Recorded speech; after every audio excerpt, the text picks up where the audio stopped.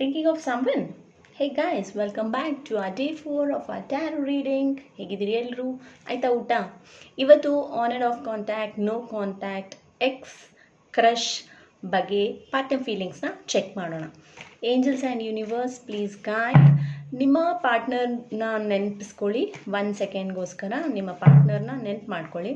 Angels and universe please guide. ನನ್ನ ವ್ಯೂವರ್ಸ್ನ partners ನನ್ನ ವ್ಯೂವರ್ಸ್ ಬಗ್ಗೆ ಏನು ಫೀಲ್ ಮಾಡ್ತಾ ಇದ್ದಾರೆ ಅಂತ please guide angels and universe. Okay, knight of cups.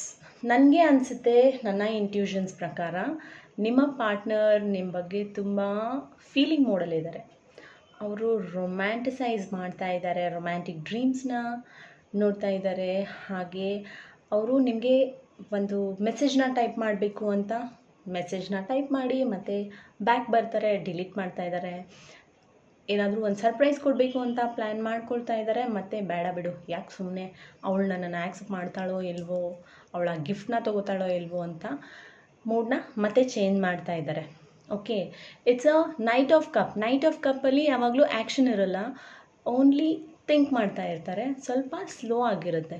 Okay, so ಇದು ನಿಮ್ಮ ಪಾರ್ಟ್ನರ್ ಫೀಲಿಂಗ್ ಫ್ರೆಂಡ್ಸ್.